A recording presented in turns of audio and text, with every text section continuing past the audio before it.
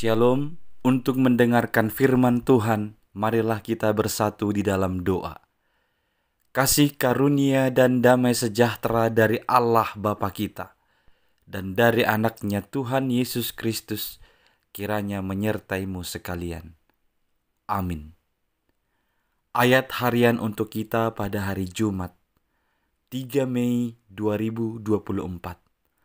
Tertulis di dalam kitab Imamat pasal 19 ayat 2.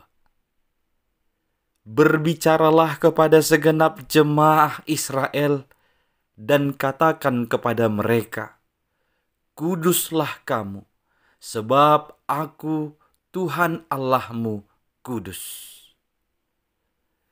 Saudara-saudari yang dikasihi oleh Tuhan Yesus Kristus, kudus itu berarti berbeda dari yang lain dalam hal kesucian, dalam hal kebaikan, dan dalam hal perbuatan baik. Perbedaan yang nyata dan sangat kelihatan itu tampak melalui ketaatan dan kepatuhan kepada Allah. Allah yang kudus itu, Dia yang telah menguduskan umat. Dia pula yang menginginkan umatnya supaya tidak serupa dengan bangsa-bangsa yang ada di sekitar mereka. Bangsa Israel dibawa keluar dari perbudakan Mesir menuju tanah Kanaan, melewati perjalanan padang gurun, berjumpa dengan bangsa-bangsa lain, bangsa-bangsa yang menyembah Allah-Allah atau dewa-dewa yang lain. Allah tidak mau dia dianggap sama dengan ilah-ilah atau dewa-dewa bangsa lain itu. Allah berbeda dengan yang lain. Dia kudus. Oleh karena itu umatnya Israel juga dikehendaki Allah supaya tidak mengikuti kebiasaan bangsa-bangsa yang lain. Inilah yang disampaikan Allah dalam ayat 2 ini. Supaya kita kudus, supaya umatnya kudus, karena Dia adalah kudus. Sebagai umat Tuhan, kita harus berani tampil beda dan berbeda dari orang lain dalam hal kesucian, dalam hal kebaikan, dan dalam hal perbuatan yang baik. Rasul Paulus berkata, janganlah engkau serupa dengan dunia ini. Kita memang tinggal di dunia ini, tetapi sebagai orang-orang yang dipanggil Tuhan, keluar dari kegelapan menuju terang, kita jangan serupa dengan dunia ini. Berani tampil beda dari dunia ini.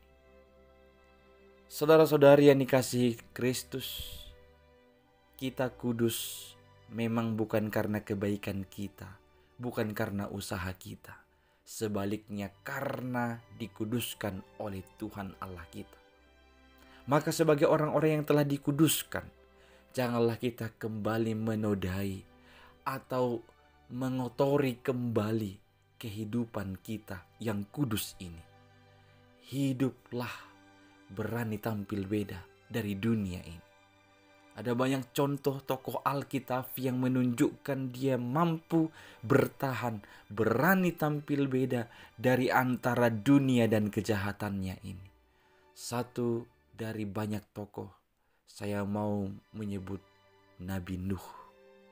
Nabi Nuh dikenal dan disaksikan Alkitab sebagai seorang tokoh yang takut akan Tuhan, hidup akrab dan karib dengan Tuhan, dan juga dia berbeda dari orang-orang sejamannya. Ketika orang-orang sejamannya tidak lagi mempercayai firman Tuhan, tidak lagi mau mendengar suara Tuhan, tidak lagi mau menaruh percaya dengan perintah-perintah Tuhan, Nuh berbeda. Dia benar-benar berbeda dari sejamannya. Dia tetap hidup dengan taat kepada setiap firman Tuhan. Saudara-saudari yang dikasihi Kristus, kita harus berbeda dengan orang-orang di sekitar kita yang tidak seiman dengan kita. Jika orang lain masih menyembah roh-roh dunia ini, maka kita janganlah seperti mereka. Jika mereka mau menajiskan dirinya dengan hawa nafsu kedagingan, kita jangan mengikuti mereka. Saudara-saudaraku yang dikasihi oleh Tuhan Yesus Kristus, jika kita masih sama dengan mereka, bahkan mereka lebih baik dari kita, berarti kita telah mengingkari pengudusan Allah di dalam diri kita. Oleh karena itu, marilah menggumuli kekudusan.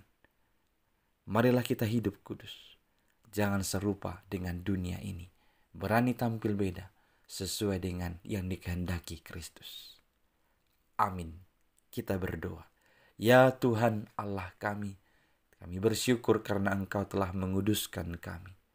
Tuhan, kuatkanlah kami untuk senantiasa menjaga hidup kudus di dunia ini, supaya kami berani tampil beda dari dunia ini dengan segala kejahatannya.